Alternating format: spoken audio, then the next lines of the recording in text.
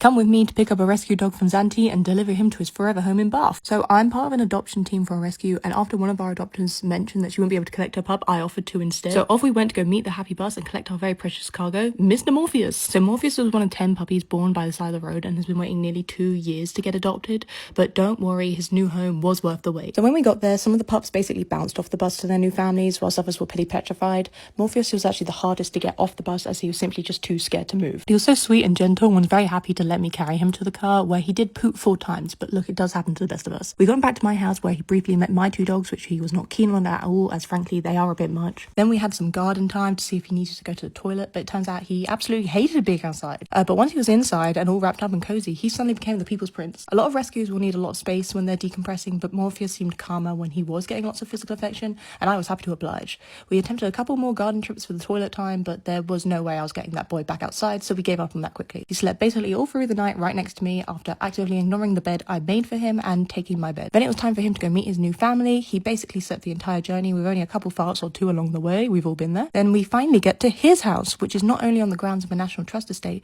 but is actually a school, as his new family run one of the boarding houses. So he'll also be getting smothered with attention from over 50 girls too. We met his new mum, and you could just see him kind of know in his body language, like he kind of went, oh yes, finally, it's my mum, she's here. He then went on his way to meet the rest of his new family and his 2 new doggy siblings. He's also been given a new name of Hector after the Prince of Troy, which fits him perfectly, as he is definitely living like a little prince now. Anyway, fingers crossed they adopt me next.